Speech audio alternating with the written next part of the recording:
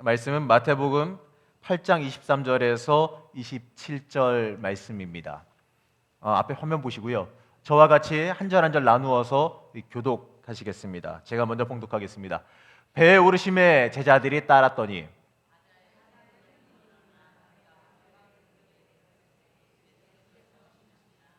그 제자들이 나와 깨우며 이르되 주여 구원하소서 우리가 죽겠나이다.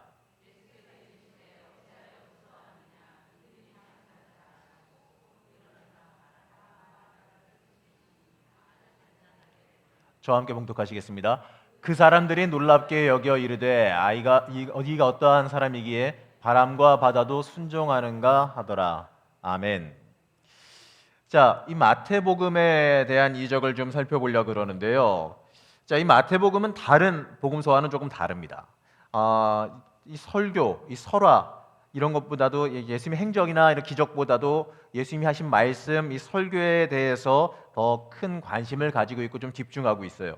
이 마태복음 자체가 이 모세 오경과 같은 구실을 하기를 원했습니다. 그렇기 때문에 그걸 기대하고 쓰이다 보니까 예수님의 그 설교 말씀에 대해서 보다 더 집중하게 되어 있다는 거죠. 그래서 이제 예수님의 이 공생의 활동을 소개하는 데 있어서 예수님의 하신 행적 또는 하신 그 기적이나 이런 것들에 앞서서 예수님의 이 설교 말씀이 나오도록 구성하고 있다는 거죠. 그래서 이제 예수님의 이 전파 및 교육 활동이 상당히 소개된 이후에 이 8장에서 9장에 걸쳐서 이 병고침의 이적들 이런 것들이 한꺼번에 몰려서 나오게 됩니다. 그래서 이제 여러 학자들이 이 마태복음서를 갖다가 이적 설화를 갖다가 해석한 해석자이다라고 표현하고 있어요. 이 마태는 이 부수적인 설명들을 굉장히 많이 생략하게 되는데 그렇게 생각함으로 인해서 이 대상자들이 이 본질적인 요점을 쉽게 파악하려고 만듭니다. 그래서 이 이적 이야기를 다룰 때에도 이적 자체보다는 그 이야기를 통해서 주려고 하는 예수님의 그 메시지에 더 집중한다는 거죠. 이 마태에게 있어서 이 예수님이 행하신 그 기적과 이적은 그 자체 때문에 중요한 것이 아니라 지난주와는 좀 더 달라요. 지난주에는 어떻습니까? 기적 자체가 중요했지 않습니까? 그리고 기적 자체가 메시지를 품고 있었는데 반해서 이 마태복음에서 주는 이 기적은 그 자체가 메시지를 품고 있기보다는 예수님이 앞뒤에 행하신 바로 그 설교에 대한 부분을 갖다가 보충해주고 증명하기 위한 도구로서 쓰임받고 있다는 거죠. 그래서 주로 어떠한 메시지를 다루고 있냐면 기독론, 믿음, 제자직에 관한 부분을 갖다가 주요 주제로 삼고 다루고 있습니다. 바로 이러한 관점에서 오늘 우리는 이 마태복음의 그 기적과 이적을 한번 살펴보려고 합니다. 보게 되면 이 기독론적인 관점이에요. 이 첫 번째 기적으로 제가 뭘 삼았냐면 이 베드로의 장모를 고친 이적에 대한 이야기입니다. 이건 어때요? 기억들 하십니까? 지난주에 다뤘던 기적 이야기지 않습니까? 물론 본문은 마태복음과 다른 본문이긴 하지만 평행한 본문입니다. 자, 말씀 같이 한번 봉독해 보겠습니다. 14절에서 15절 말씀 저기 앞에 있지요? 같이 한번 봉독하겠습니다. 시작.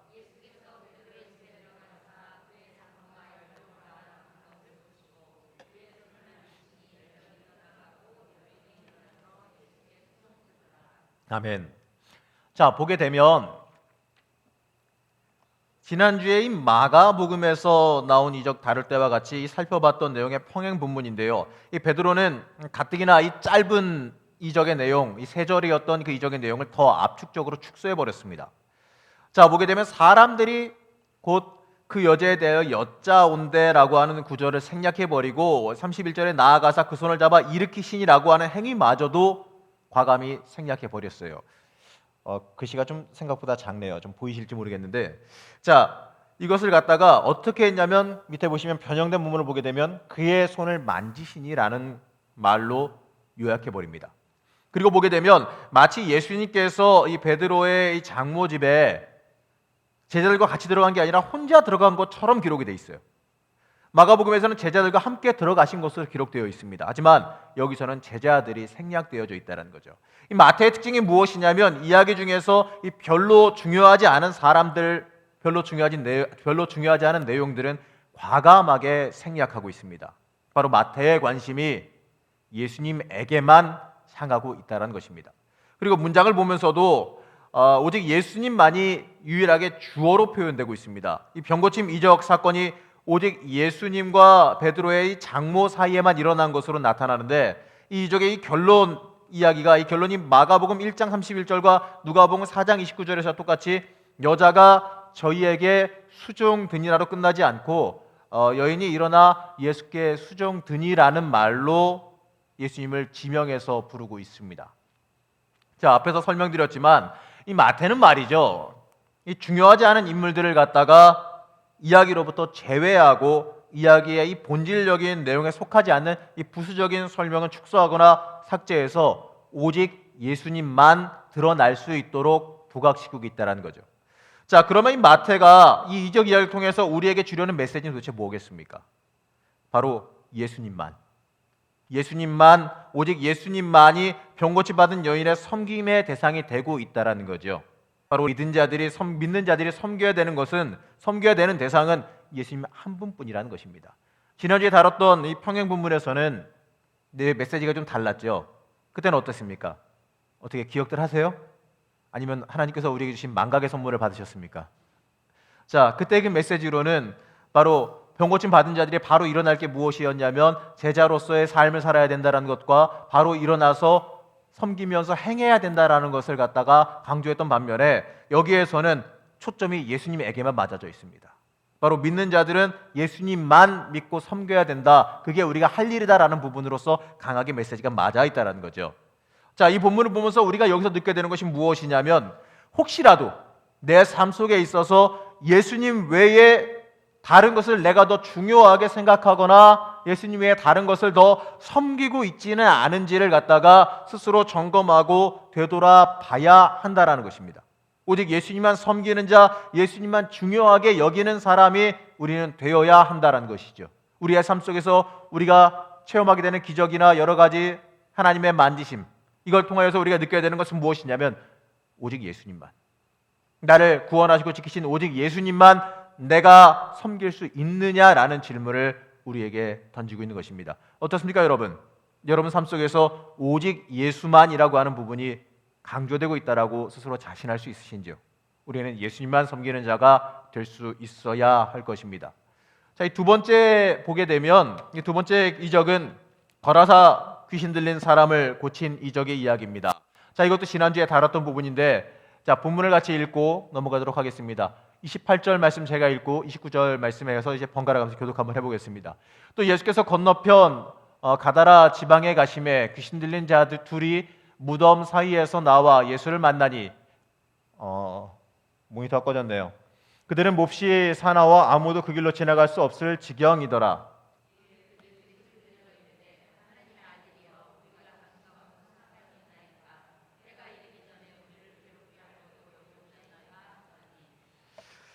마침 멀리서 많은 돼지떼가 먹고 있는지라.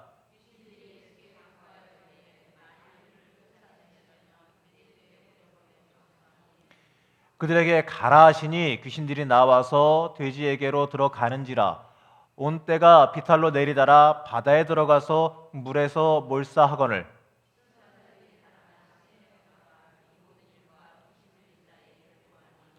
온 시내가 예수를 만나려고 나가서 보고 그 지방에서 떠나시기를 간구하더라. 아멘. 자, 이 말씀에서도요, 지난 시간에 이 마가복음의 이적을 살펴볼 때 살펴봤던 내용과 평행한 본문입니다. 바로 일명 거라사 귀신 들린 사람을 고친 이적 이야기이기 때문에 그래요. 자, 이적 이야기에서 이 마태복음은 귀신 들린 사람의 처한 상황에 대한 설명을 또 생략하고 있습니다. 이 마가와 이 누가에서는 이 귀신 들렸던 사람의 처음 상태와 나중 상태가 굉장히 잘 나와 있어요. 근데 마태는요, 간단하게 그들은 몹시 사나워 아무도 그 길로 지나갈 수 없을 지경이더라 라는 말로만 모든 것을 압축해서 설명합니다. 그리고 이적 이야기의 결론 부분을 생략하고 있어요. 그 내용을 보게 되면 이 고침받은 사람이 예수님과 함께 있기를 간구하지만 허락받지 못하는 부분과 또 마을에 있던 사람들이 예수님께 와서 귀신 들렸던 사람이 옷을 입고 정신이 온전하여 앉아 있습니다라는 보고하는 것을 갖다가 생략한다는 거죠. 자, 이유가 무엇이냐면 마태복음에서는 귀신 들렸던 사람이 고침받은 그 사실 자체에도 중요하게 여기지 않는다는 겁니다.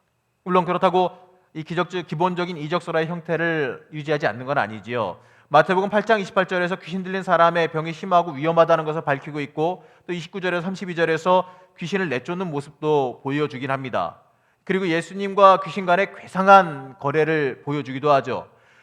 이 이적의 그 행동 자체는 돼지떼가 바다에 빠지는 것으로서 분명히 보여주기는 합니다. 그러나 이 마태가 이 상황의 정황에 대해서 되게 불친절하게 생략하는 것은 비본질적이고 설명적인 부분에 이 부수적인 요소들이 있기 때문에 그래요. 마태는 이 이적에 대해서 단 7절만 사용합니다. 마가복음에서는 20절에 걸쳐서 다뤄진 내용입니다. 굉장히 많은 내용이 축소되었다는 것이죠. 그 의도는 아까와도 똑같게 예수님만, 오직 예수님만 드러나게 만들려 한다는 겁니다. 이 이야기의 결론인 8장 34절 말씀에서 보게 되면 온 시내가 예수를 만나려고 나가서 보고 그 지방에서 떠나시기를 간구하더라라고 말하고 있습니다. 이 병고침을 받은 사람뿐만 아니라 오히려 예수님만이 관심의 대상이라는 것을 말하고 있어요. 병고침의 이적 결과로서 뭘 말하냐면 온 시내 사람들이 보고 싶었던 것은 이적이나 고침받은 사람이 아니라 병을 고치신 예수님이 보고 싶었다는 거죠. 자, 귀신들이 부르짖는 소리도 마가에서는 뭐라고 말하냐면 하나님 앞에서 맹세하고 나를 괴롭게 마소서이고, 누가에서는 당신께 구하노니 나를 괴롭게 마소서인데, 마태는 뭐라고 말하냐면 때가 이르기 전에 우리를 괴롭게 하시려고 여기 오셨나이까로 되어 있습니다. 여기서 예수님의 오심과 활동에 대해서 다루고 있다는 얘기죠. 이 마태는 이 귀신들의 입을 빌려서 예수님의 그 정체를 밝히도록 이 기독론적인 진술을 하고 있습니다. 예수님이 구원자이신 것, 예수님이 모든 권세를 지니신 것을 갖다가 귀신의 입을 빌려서라도 이야기하기를 원하신다라는 거죠. 예수님 때가 이르기 전, 하나님의 통치가 완전히 임하기 전에 귀신들을 고통의 심판에 처하러 오신 분임을 갖다가 강조하고 있다는 것입니다. 이 이적 이야기를 통해서 강조하는 게 무엇이겠습니까? 예수님의 그 권능이지요. 예수님의 모든 것의 권능자이심을 고백하려 한다는 겁니다. 자, 보게 되면 이제 다음의 이적에서는 또 무엇을 강조하려고 그러냐면 믿음이에요. 마태복음은 예수님과 또 이제 믿음을 강조하려고 그러는데, 그 첫 번째 주제가 이 회당장 야이로의 딸과 이 혈루병 여인을 고친 이적의 이야기를 다루고 있습니다. 자, 본문부터 같이 읽고 넘어가지요. 제가 먼저 봉독하겠습니다. 예수께서 이 말씀을 하실 때에 한 관리가 와서 절하며 이르되 내 딸이 방금 죽었사오나 오셔서 그 몸에 손을 얹어 주소서, 그러면 살아나겠나이다 하니 12해 동안이나 혈루증으로 앓는 여자가 예수의 뒤로 와서 그 겉옷가를 만지니 예수께서 돌이켜 그를 보시며 이르시되 딸아 안심하라, 내 믿음이 너를 구원하였다 하시니 여자가 그 즉시 구원을 받으니라.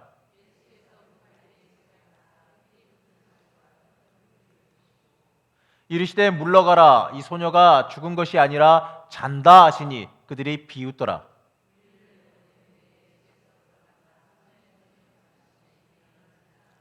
그 소문이 그 온 땅에 퍼지더라. 아멘. 자, 보게 되면 이 마가복음에서는 이 9절로 이루어진 본문이 무려 23절로 된 긴 본문입니다. 이 마태는 단지 12해를 혈루증으로 앓은 여인이다라는 말로만 요약하고 있어요. 예수님께서 자신의 옷을 만진 사람을 찾으시며 이 제자들과 대화하는 장면이 과감하게 다 생략되어 있다는 거죠. 중요한 역할을 하던 군중들도 생략되고 그 일부로서만 그 군중들이 등장합니다. 이 마태복음만 보기에는 예수님과 한 여인 사이에서만 일어난 것처럼 보입니다. 마태는 그러면서 이 딸아 안심하라, 내 믿음이 너를 구원했다라고 말씀을 강조하죠. 그러면서 이 여인의 믿음에 대해서 드러내고 있어요. 바로 이 믿음의 중요성에 대한 교훈을 위해서 다시 한번 기록되어진다는 겁니다. 자, 그리고 이어서 나오는 그 야이로의 딸을 살리신 이적에 대한 이야기도 보게 되면 원래가 13개의 절로 이루어져 있는 이야기입니다. 그러나 마태복음에서는 이것도 절반으로 6절로 설명하고 있어요. 마태는 예수님께서 이 회당장의 집에 이르렀을 때에 이 사람들의 반응, 아이에게 달라지금이라고 하는 주문을 쓰신 것, 것, 그리고 소녀가 12살이나 되었다는 것, 그리고 그 뒤에 일어나 걸었다, 그리고 예수님께서 아이에게 먹을 것을 주라고 말씀하신 그 모든 내용이 마태복음에서는 다 생략되어 없다는 얘기죠. 그러면서 서두에서 뭐라고 말하냐면 오셔서 그 아이에게 손을 얹으시고 고쳐주시고 목숨을 건져주십시오라고 애타게 요청하는 부분을 고쳤어요. 그래서 앞에 있는 대로 오셔서 그 몸에 손을 얹어주셔서 그러면 살아나겠나이다란 말로 바꿔 말합니다. 그러면서 예수님에 대한 확실한 믿음이 있는 것으로서 변형해서 강조하고 있어요. 자, 마태는요, 이 부분을 기록하면서 이 모든 일이 믿는 사람과 예수님 사이에서 일어나게 기록하고 있다는 얘기죠. 이 제자의 무리나 아이의 부모도 아무런 역할을 못합니다. 모든 것이 아이의 아버지의 믿음의 결과 또는 믿음의 완성처럼 여겨진다는 거죠. 이 이적 이야기를 통해서 마태가 말하는 게 뭐겠습니까? 바로 믿음의 능력과 믿으면서 내어 맡기면 병과 같은 어려움, 사망과 같은 엄청난 일도 다 이겨낼 수 있다는 것을 강하게 강조하고 있다는 거죠. 이걸 통해서 우리에게 주는 메시지가 무엇이겠습니까? 다른 거 다 필요 없다는 거예요. 다른 옆에 잡다한 것들 다 필요 없이 주님과 나와의 1대1 관계만 형성되어지면, 그러면 사망, 병, 이런 어려움 같은 것들 다 문제가 되지 않는다라는 것을 이걸 통해 우리가 보게 만들어집니다. 자, 중요한 거는요, 관계예요. 예수님과 우리의 관계입니다. 우리에게 때때로 어려운 문제나 어려움이 다가올 수도 있습니다. 또 고난이 닥쳐올 수도 있습니다. 그러면 여러분 뭐가 중요하십니까? 때때로 우리가 착각하는 게 있는데, 어려운 문제나 고난이나 어려움을 만났을 때에 어려운 문제나 망가진 관계나 여러 가지의 것들이, 여러 가지 괴로움들이 중요한 문제처럼 우리가 착각을 한다는 거죠. 세상 사람들은 물론 그러겠지요. 하지만 믿는 자들은 그게 중요한 게 아닙니다. 나에게 당장 닥쳐있는 문제가 어렵던 크던 고난이 괴로운 거든 아니든 간에 그게 중요한 게 아니라는 거예요. 그걸 해결할 주님과의 내 관계가 가까우냐 가깝지 않느냐가 중요한 거죠. 문제가 크던 말던 하나님의 능력 앞에서는 아무것도 아닙니다. 아무리 내가 보기에 거대한 문제일지라도 주님 앞에 서게 되면 주님 보시기에는 그게 그거거든요. 그렇기 때문에 중요한 것은 나의 처한 상황이 어렵냐 안 어렵냐가 중요한 게 아니라 그 문제를 해결해 주실 하나님과 내가 얼마나 가깝냐 가깝지 못하느냐가 중요한 문제라는 것입니다. 오늘 말씀에서 볼 때에도 혈류병을 앓던 여인이 예수님과의 1대1 관계로서 만나게 되었을 때에, 예수님의 옷자락을 만지게 되었을 때에 모든 문제가 해결되어집니다. 그리고 또 이 딸에 대한 문제도 주님 앞에 나아가서, 그 아버지가 회당장이 야이로가 예수님 앞에 나아가서 믿음으로 믿습니다 고백했을 때에, 살리실 줄로 믿습니다 고백했을 때에 예수님이 가서 그를 만나게 되어졌고, 만났을 때에 그 죽은 아이가 살아나게 되는 것을 보게 됩니다. 여기서 말하는 것은요, 하나님과 우리와의 관계죠. 여러분, 잡다한 것 다른 것들에게 집중할 필요가 없습니다. 마태가 주변의 내용들 같은 거 다 정리했던 이유가 무엇이냐면, 짧게 요약했던 문제가 무엇이냐면 그 정황상의 내용이 중요한 게 아니라 하나님과의 관계가 형성되어서 이루어낸 결과가 중요하기 때문에 그렇습니다. 여러분, 이 말씀 보면서 우리가 느껴야 되는 것은 무엇이냐면, 우리의 인생 속에, 우리의 삶 속에 나는 주님과 얼마나 가까이 다가가 있느냐라는 것이지요. 문제에 혹시 집중해서 주님과의 관계를 갖다가 잊어버리고 있지는 않은지 우리는 스스로 점검하고 돌아볼 필요가 있습니다. 이 기적을 통하여서 우리가 봐야 되는 것은, 우리가 주님과 가까이 가면 모든 고난, 문제, 어려움은 아무것도 아니라는 것을 살펴보시는 여러분 되시기 바랍니다. 자, 이제 보게 되면 이제 제자직에 관한 내용이 좀 강조되고 있습니다. 자, 유명한 말씀이죠. 5,000명을 먹이신 이적에 관련된 말씀입니다. 자, 먼저 말씀부터 우리 같이 읽고 보겠습니다. 제가 먼저 봉독하겠습니다. 저녁이 되매 제자들이 나와 이르되 이곳은 빈들이요 때도 이미 저물었으니 무리를 보내어 마을에 들어가 먹을 것을 사 먹게 하소서. 제자들이 이르되 여기 우리에게 있는 것은 떡 5개와 물고기 2마리 뿐이니이다. 무리를 명하여 잔디 위에 앉으시고 떡 5개와 물고기 2마리를 가지사 하늘을 우러러 축사하시고 떡을 떼어 제자들에게 주심에 제자들이 무리에게 주니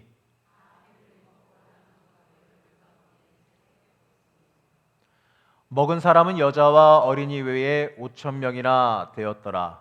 아멘.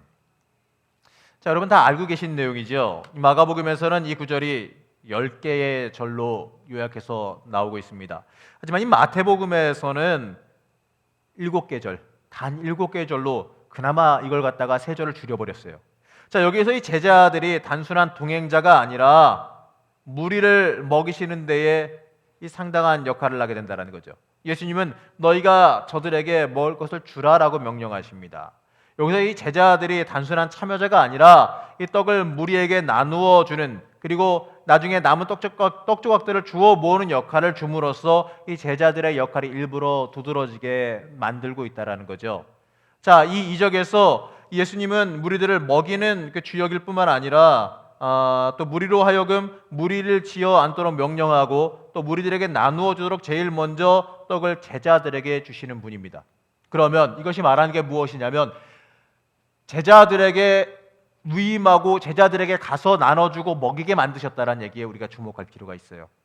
이것을 우리가 제자도로서 우리가 받아들이게 되면 예수님의 제자된 우리가 이 말씀을 어떻게 받아들여야 되냐면 우리는 주님에게 받은 은혜와 받은 복을 갖다가 나만 누리고 나만 가지고 있을 것이 아니라 그것을 가지고 그대로 가서 무리들에게 나누어 먹이는 역할을 감당해야 된다는 것을 여기서 읽을 수가 있게 됩니다. 여기서 나누어 먹인다라고 하는 것은 여러 가지 의미로 읽을 수가 있겠지만 우선 첫 번째로는 영의 먹이겠지요. 우리가 받은 영의 양식을 갖다가 그대로 전하며 전도하며 영의 양식을 먹일 수가 있어야 된다는 겁니다. 그리고 또 하나는 무리를 먹인다. 이건 말 그대로 굶주린 자들을 갖다가 먹이는 역할, 이것도 우리가 감당할 수 있어야 되는 것을 여기서 읽게 되어집니다. 이 세상에 대해서 우리는 제자로서의 주님과 세상과의 중개자의 역할, 중간자의 역할을 감당해야 된다는 겁니다. 세상 사람들은 여러분 통해서 예수님 만납니다. 세상 사람들이 물론 어느 순간 특별한 기적과 이적을 통해서 바로 주님을 만날 수도 있겠지요. 하지만 그것보다도 일반적인 방법이 무엇이냐면 예수 믿는 사람, 자기의 주변에 교회 다니는 사람, 자기 주변에 예수 믿는 사람을 통하여서 예수님을 만납니다. 바로 여러분 통해서 여러분 주변에 안 믿는 자들이 주님 만난다는 거죠. 여러분 제자로서 그렇게 부름받았다는 걸 잊지 마시기 바랍니다. 그렇기 때문에 이걸 보면서 우리가 감당해야 되는 게 무엇이냐면 나는 제자로서 과연 무리들에게 나누어 주는 역할, 무리들에게 복음 전하는 역할 제대로 제자로서 감당하고 있느냐에 대한 질문을 우리 스스로 해볼 수 있어야 합니다. 여러분 이따가 집에 가셔서 아무도 없을 때에 화장실에 어디 가셔서 거울 한번 가만히 보면서 한번 얘기해 보세요. 거울 보면서 이쁘다 이러지 마시고, 거울 보면서 주름 이렇게 얘기하지 마시고, 거울 보면서 한번 스스로 물어보세요. 나는 예수님의 제자로서 합당한 모습을 살고 있느냐라고 스스로 한번 물어보세요. 물론 꼭 거울이 아니어도 좋습니다. 스스로 앉아서 자기 스스로에게 물어보셔도 좋습니다. 내 인생 되돌아보면서 내 삶이 과연 제자로서의 합당한 모습을 여기고 있느냐. 주님께서 나에게 먼저 떡을 주시면서 먹이셨는데, 나에게 먼저 떡을 주시면서 먹이시고 그 다음에 나에게 주신 떡을 가지고 나가서 베풀라 전하라 라고 하셨는데 과연 그 역할을 내가 제대로 감당하고 있느냐를 갖다가 내 스스로 한번 돌이켜볼 수 있어야 할 것입니다. 자, 보게 되면 또 이제 믿음의 주제를 감당하기 전에 이제 해석의 수단으로서 우리가 좀 보게 되는데, 자, 마태는 때로 지금 여태까지는 생략했잖아요. 지금 여태까지 봤을 때는 있는 본문을 갖다가 빼버리면서 자료들을 빼면서 압축을 했는데 이제는 또 다른 모습을 보여요. 무엇이냐면 없던 걸 갖다가 집어 넣습니다. 때로는 다른 자료들을 삽입해서 이적 이야기 본문을 갖다가 확대하기도 했다라는 거죠. 자, 이러한 것들 역시 이적 본문에 대한 해석 수단으로서 이제 드러나고 있다는 건데, 그 이야기들을 확대하는 가운데 마태의 주요 사상은 역시 믿음과 이 제자직이라는 겁니다. 보게 되면 이 확대하는 부분에서의 믿음의 주제를 강조하는데 그 첫 번째가 무엇이냐면 백부장의 종을 고친 이적에 대한 이야기입니다. 자, 말씀부터 함께 읽고 우리가 나누도록 하겠습니다. 제가 먼저 봉독하겠습니다. 예수께서 가버나움에 들어가시니 한 백부장이 나와 간구하여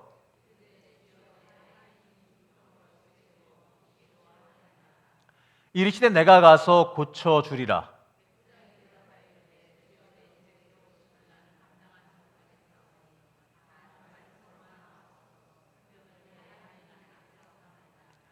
나도 남의 수하에 있는 사람이요 내 아래에도 군사가 있으니 이더러 가라 하면 가고 저더러 오라 하면 오고 내 종더러 이것을 하라 하면 하나이다.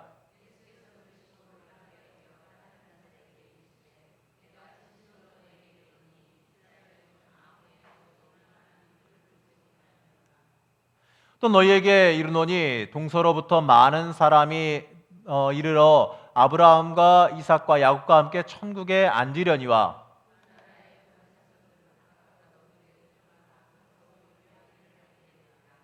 예수께서 백부장에게 이르시되 가라 내 믿은 대로 될지어다 하시니 그 즉시 하인이 나으니라. 아멘. 참 이 이적 이야기 보면은 이 백부장의 믿음이 참 대단한 것 같습니다. 나도 사람 부리는 사람이니까 위에 사람이 시키면 나도 움직이고 내가 위에 사람으로서 시키면 밑에 사람들이 내 명령대로 알아서 움직이니까 그건 내가 다 아니까 모든 것의 주인 되시는 주님께서 굳이 오실 필요 없이 그 자리에서 그냥 말로만 하시면 알아서 그 밑에 영의 것들이 다 알아서 움직이면서 내 종을 살릴 테니까 굳이 오는 수고하지 마시고 내가 당신의 주권을 믿고 인정하오니 그냥 말씀만 하십시오. 그러면 될 줄로 내가 믿습니다. 이 이야기 아니겠습니까? 엄청난 믿음이지요.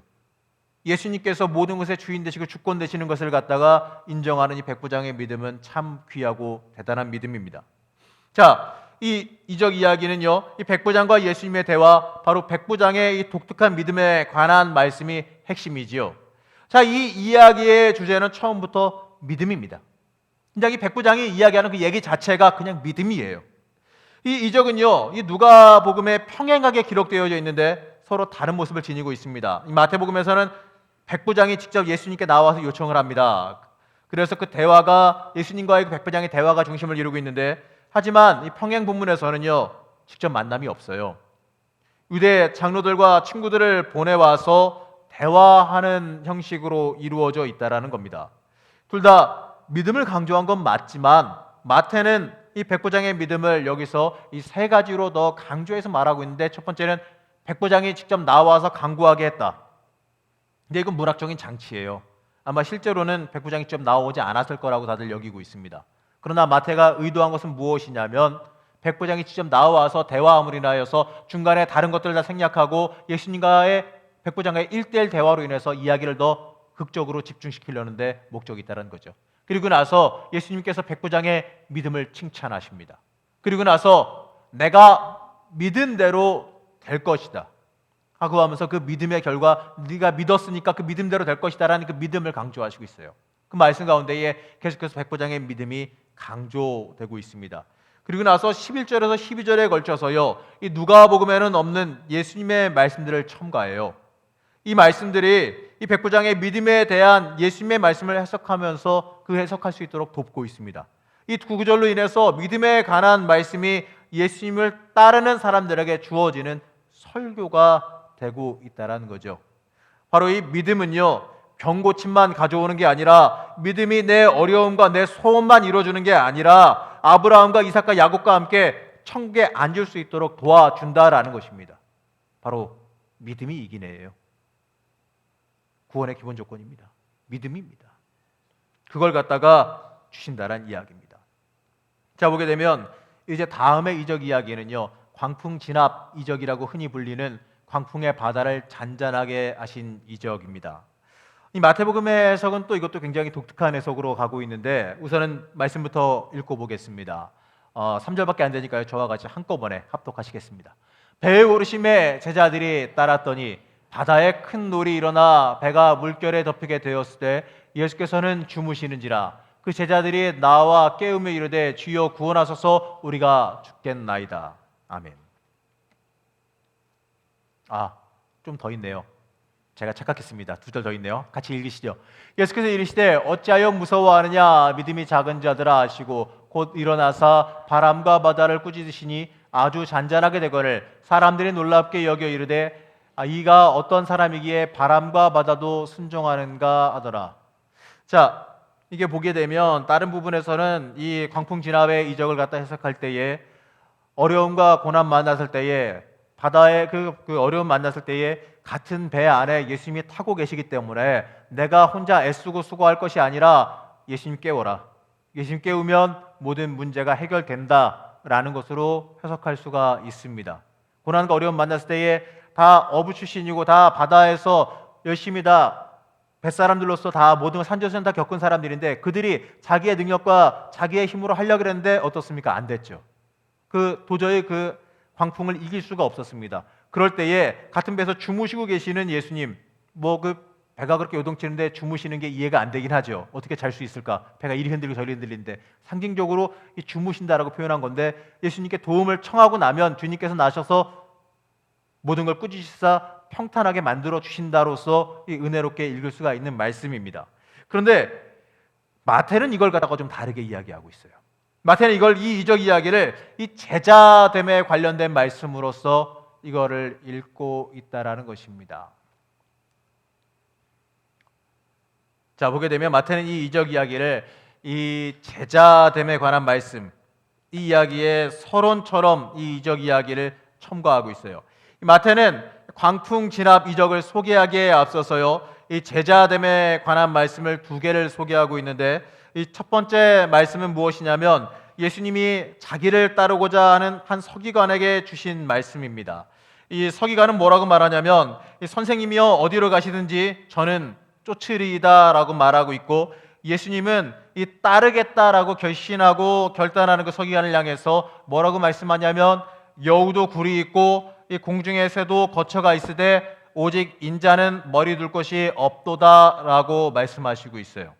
그리고 두 번째 말씀에서는 어떠한 제자 한 사람이 주님을 따르겠으나 먼저 가서 부친의 장사 지내는 것을 허락해달라고 요청합니다. 그럴 때에 예수님께서 뭐라고 말씀하시냐면 죽은 자들로 저희 죽은 자를 장사하게 하고 너는 나를 쫓으라라고 명령합니다.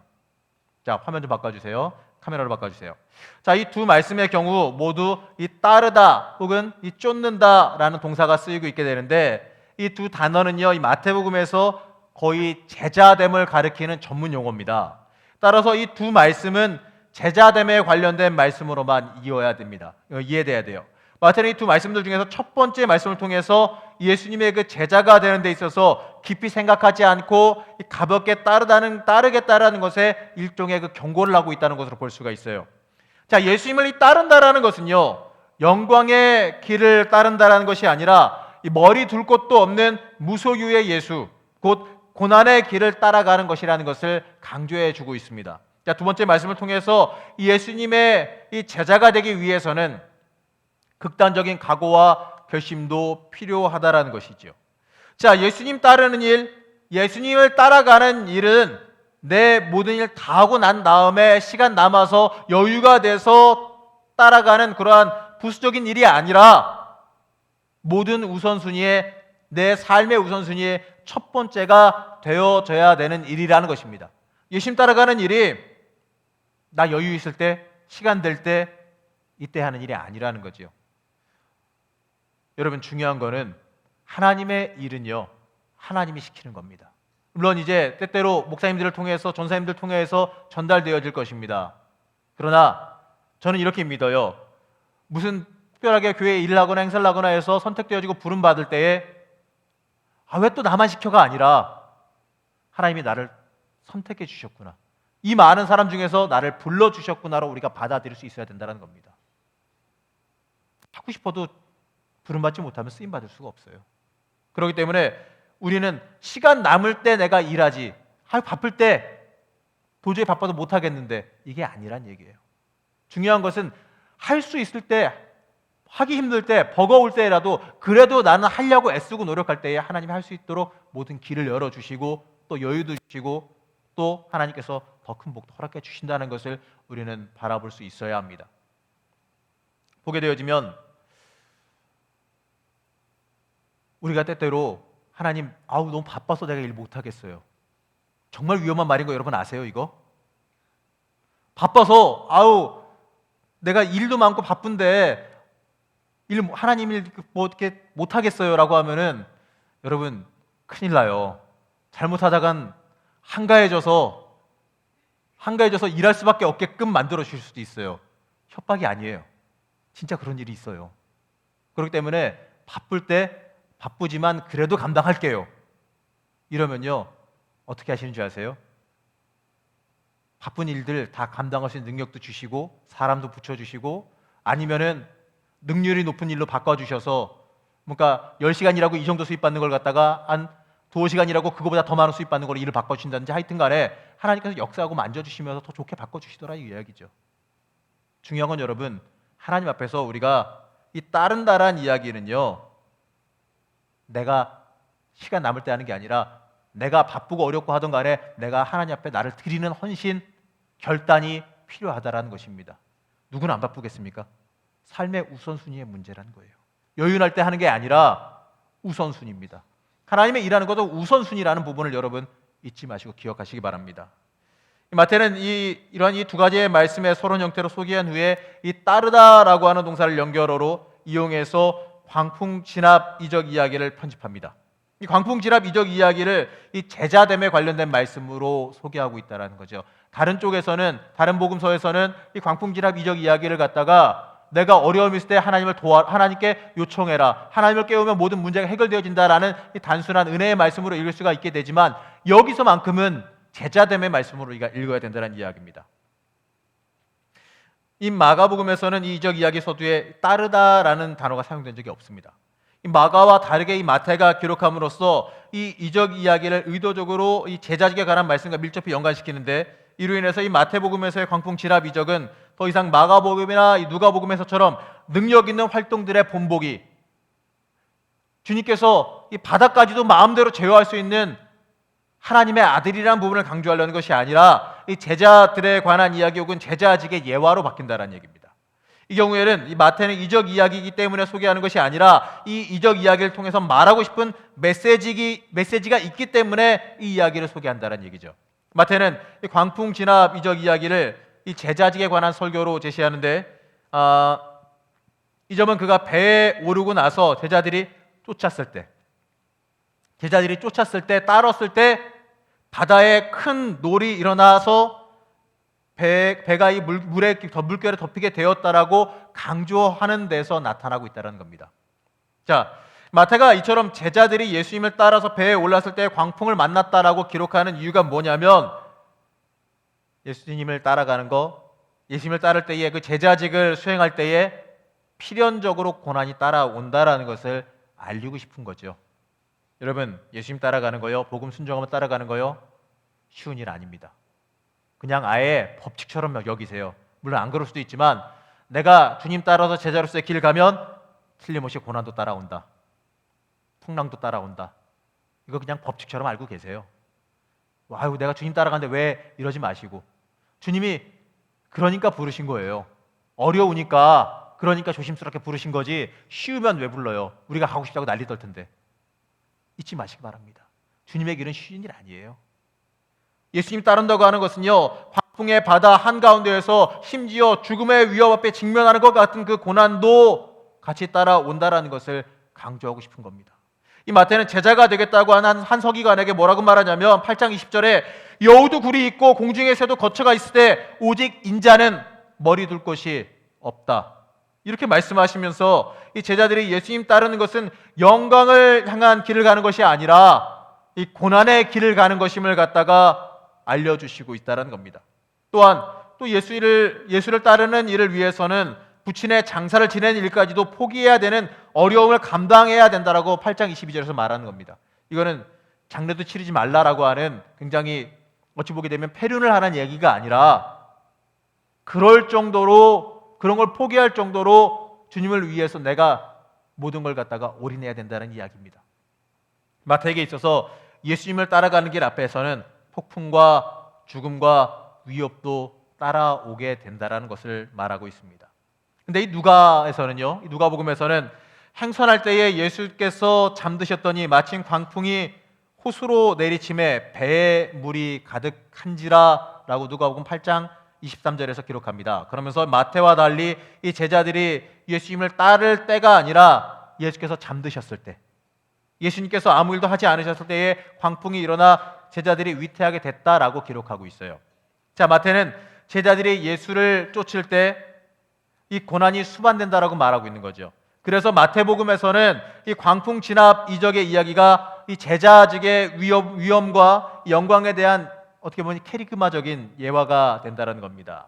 마태는 따르다, 이 따르다라는 연결어 외에 이 제자들이라고 하는 단어를 굉장히 중요한 연결어로서 쓰고 있는데, 자, 우리 성경에서는 이 마가복음 본문에서는 제자들이 등장하고 있어요. 근데 헬라어 원문에서는 마가의 이 광풍 진압 이적이 이야기 가운데에 제자들이라고 하는 단어가 헬라어에서는 실제로 쓰인 적이 없습니다. 다만 전후 문맥을 통해서 이 제자들이 같이 있구나라는 정도를 추론할 수 있을 정도죠. 자, 근데 마태는 이적 이야기 본문 첫 절에서 이 제자들이라는 단어를 사용하면서 제자들이 예수님을 쫓았다라고 말합니다. 한마디로 이 제자들에 관한 초점이 굉장히 부각되어지고 있다는 얘기죠. 또 이 마태의 본문에서는 교회의 교과서, 제가 처음에 그 모세 오경과 같이 읽혀지기를 원했다라고 말하잖아요. 이 마태복음은 이 마태가 원하기를 교회 교과서로서 신앙 지침서로서 이 쓰임 받기를 원했는데, 그러기에 되는 성격에 맞게 이 제자들과 예수님의 관계가 그들의 대화를 통해서 아주 모범적인 것으로 수정되어져서 변형되어졌다는 걸 우리가 주목할 필요가 있습니다. 자, 이 말씀의 서두에 마태가 마가와 달리 예수님께서 배에 오르셨습니다, 제자들도 그를 따랐습니다 라고 기록한 점에 주목해야 되는데, 마가복음에서는 저희가 물을 떠나 예수를 배에 계신 그대로 모시고 갔다라고 기록하고 있어요. 마치 제자들이 예수님을 모시고 혹은 이끌고 간 것처럼 기록되어져 있는 반면에 마태는 이것을 고쳐서 예수님이 배에 오르시고 난 다음에 제자들이 예수님을 따라갔다, 바로 이렇게 수정하고 있다는 얘기죠. 자, 마태에게 있어서 이 제자들의 올바른 도리가 뭐냐? 예수님 뒤에서 따라가는 거예요. 예수님 따라가는 겁니다. 자신들이 예수님을 이리저리 모시고 따라가려고 하는, 예수님 이리저리 모시면서 이끌고 가려는 게 아니라 예수님이 가시면 그 뒤에 그냥 쫓아가는 것을 갖다가 제자의 가장 제자도로서 삼고 있다라는 것입니다.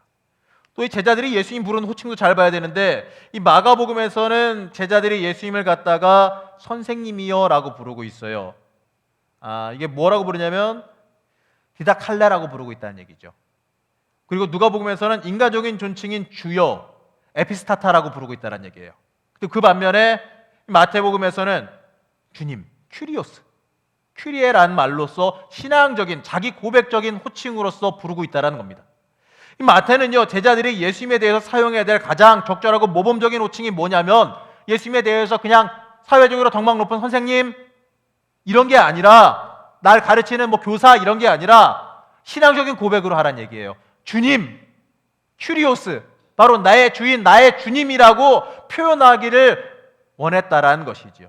자, 이 모든 점으로 봤을 때에 이 마태는 8장 19절에서 27절에서 이 제자직에 관한 세 가지 교훈을 제시하고 있는 겁니다. 첫 번째는 뭐냐면, 예수님 따르겠다는 서기관에게 말씀하신 내용을 통해서 이 마태는 예수님의 제자가 되기 위해서는 세상적인 것, 물질적인 것에 대한 포기와 결핍도 각오할 수 있어야 한다라고 가르치는 거죠. 그리고 이 두 번째 교훈은 뭐냐면, 예수가 이 제자가 되는 데 있어서 택해야 될 우선적인 순위, 예수님의 제자가 되는 데 있어서 우선순위가 뭐냐라는 것을 갖다 가르쳐주고 있습니다. 그리고 세 번째는 뭐냐면, 광풍진압 이적 이야기를 통해서 예수님의 제자가 되기 위해서는 예수님과 함께 죽음도 불사해야 된다, 죽음의 위협까지도 각오하고 나아갈 수 있어야 한다라는 것을 가르치고 있습니다. 오늘 또 이 말씀의 이 마태의 수정 작업을 통해서 예수님과 이 제자들 간에 있어야 되는 이상적이고 모범적인 관계를 가르치려 하고 있다는 거죠. 이러한 의미에서 보게 되면 마태에게 있어서 이 광풍 진압 이적 이야기는 단순한 이적 이야기가 아닙니다. 이 이적 이야기를 통해서 이 제자직에 관련돼서 제자라면 어떠한 삶을 살아가야 되느냐, 제자의 진짜 모습이 무엇이냐를 갖다가 말하려 한다는 거죠. 여기에서 이 이적 이야기에서 우리가 생각해야 되는 것은, 나는 제자로서 어떠한 역할을 감당하고 있느냐라는 것을 스스로 돌아보라는 이야기입니다. 나는 얼마나 이 예수님을 위해서 세상적인 것을 포기할 수 있는가, 그리고 얼마나 예수님 따르기 위한 각오가 되어져 있는가를 내 스스로 돌아보면서 생각해 볼 수 있어야 한다라는 것입니다. 자, 이제 마지막 벙어리를 고친 이적에 대한 부분인데요, 본문 말씀 같이 보도록 하겠습니다. 자, 이번에는 진짜로 두 절입니다. 같이 세 절이네요. 같이 봉독하겠습니다. 그들이 나갈 때 귀신 들려 말 못하는 사람을 예수께 데려오니 귀신이 쫓겨나고 말 못하는 사람이 말하거늘 무리가 놀랍게 여겨 이르되 이스라엘 가운데서 이런 일을 본 적이 없다 하되 바리새인들은 이르되 그가 귀신의 왕을 의지하여 귀신을 쫓아낸다 하더라. 아멘. 자, 이적 이야기는 오직 마태복음에서만 나옵니다. 자, 이 이야기의 중요한 강조점은 뭐냐면 귀신을 쫓아내는 이적에 있기보다는 오히려 무리들과 바리새인들의 이중적인 반응에 있다라는 거예요. 자, 예수님의 그 이적에 대한 무리들의 그 놀람이 이 바리새인들의 비난과 대조를 이루고 있다는 겁니다. 자, 무리들은 이것은 이스라엘에서 처음 보는 것이다 라고 놀라고 있는데 바리새인들은 뭐라고 말하냐면 그가 귀신들의 힘을 빌어서 귀신을 쫓아낸다 라고 말하고 있다는 얘기예요. 자, 유일하게 중요한 점은 뭐냐면 최소한 놀라서 예수님의 그 의미에 대해서 마음을 열어놓고 있는 사람들과 예수님을 어떻게든지 간에 배격하기 위해서 마음 먹고 있는 이 바리새인 간의 차이점이라는 겁니다. 마태가 10개의 이적 이야기의 모음에 마지막 8장에서 9장에 걸쳐져 있는 이 10개의 이적 이야기의 마지막으로 이적으로 이 벙어리 귀신을 쫓아내서 벙어리로 하여금 말을 나게 만든 이적을 편집한 이유가 뭐냐면 영의 입을 열어주는 겁니다. 바로 마태복음 11장 5절을 준비하기 위해서입니다. 자, 그 말씀을 보면 이런데요. 자, 맹인이 보며 못 걷는 사람이 걸으며 나병 환자가 깨끗함을 받으며 못 듣는 자가 들으며 죽은 자가 살아나며 가난한 자에게 복음이 전파된다 하라. 마태는 이 5장에서 7장에서 예수님의 설교의 산상수훈을 통하여서 예수님의 그 말씀의 메시아임을 강조하고 또 8장에서 9장에 걸쳐서 10개의 이적 사건을 통하여서 예수님의 이적 모험을 통하여서 예수님이 행동하시는 메시아, 바로 능력 있는 메시아임을 보여주고 있어요. 근데 이 모든 것이 이 마태복음 11장 3장에서 제시된 오실 이가 당신입니까? 라고 하는 이 질문에 대한 이 대답을 위한 준비 작업이었다라는 거죠. 그런데 이 11장 4절에서 5절에서 예수님은 오실 이가 당신입니까? 라는 질문을 받고 나서 가서 너희가 듣고 본 것을 요한에게 알려라. 맹인이 보고 절뚝발이가 걸으며 나병 환자가 깨끗해지고 귀머거리가 들으며 죽은 사람이 살아나고 가난한 사람들이 복음을 듣는다라고 말씀하십니다. 이 대답은 이 8장에서 이 9장에서 예수님께서 행하신 이적에 대한 요약적인 설명이기도 합니다. 따라서 이 마태는 귀머거리를 듣게 만드는 이적을 소개할 필요가 있었다는 얘기예요. 벙어리를 고친 이적을, 이 맹인을 고친 이적 바로 뒤에 편집한 것도 바로 이러한 이야기 때문에 그렇죠. 이 맹인이 보고 이 귀머거리가 듣는 일이 바로 메시아의 날에 있을 것으로 기대되는 일이기 때문에 그렇습니다. 그래서 마태가 이 10개의 이적의 모음의 결론으로 이 맹인의 치료 이적과 벙어리 치료 이적을 소개하는 의도가 뭐냐면 메시아 시대에 대한 이사야의 예언을 기억시키기 위함이라는 거죠. 결론은 예수님입니다. 예수 그리스도, 우리의 구원자인 예수 그리스도가 맞다라는 거죠. 그것을 갖다가 보여주기 위해서, 강조하기 위해서 여태까지 모든 내용이 전개되어 왔다라는 것입니다. 이사야서 35장 6절 말씀을 읽어보면 이렇습니다. 그때에 소경의 눈이 밝을 것이며 귀머거리의 귀가 열릴 것이다. 따라서 우리는 오늘 말씀의 결론 부분에 소개된 그 무리들의 반응 가운데에서 기록된 모든 이적들의 기독론적인 의미에 대한 숨은 언급을 놓치지 말아야 됩니다. 그 속에 들어있는 컨텍스트를 놓치지 말아야 된다는 거죠. 모험의 결론 역시 복음서의 기자가 모든 이야기들의 기독론의 주제 아래 편집하고 있다는 얘기입니다. 중요한 것은요, 마태복음에서 말하는 그 이적들, 10가지의 이적들의 그 내용은 무엇이냐면 예수 그리스도에 대한 고백입니다. 제자로서의 고백, 내가 제자로서 어떻게 살아갈 것인가, 내가 얼마나 예수님을 나의 주인으로서 고백하며 고백적으로 살아가고 있는가에 대한 것을 강조하기 위한 것이지요. 여러분이 마태복음의 이적 이야기를 살펴봤습니다. 지난주에는 좀 더 설교 같은 내용으로 해가지고 하나하나의 이적들을 갖다가 캐어가면서 그 이적의 이야기들을 통하여서 들어있는 그 이적의 메시지를 우리가 살펴봤어요. 그러나 마태복음은 그렇게 읽지를 못합니다. 마태복음은 하나하나의 이적 이야기가 그 속에 메시지를 품고 있는 게 아니라 문맥적인 이야기로서 메시지를 품고 있기 때문에 그렇습니다. 마태복음의 이 문맥적인 이야기로서 보는 이야기의 내용은, 이적의 내용은 바로 이것이에요. 내가 제자로서 바로 예수님을 나의 주인으로 고백하며 살고 있느냐라는 이야기죠. 여러분, 여러분의 인생 삶 속에서 예수님을 나의 주인으로, 진정한 내 주인으로, 나의 구원자로 고백하는 삶을 살아가시기 바랍니다. 그럴 때 여러분의 인생은 제자로서의 합당한 삶, 내가 참 주인 예수님을 만난 자로서의 합당한 삶을 살아가는 귀한 역사가 일어날 줄로 믿습니다.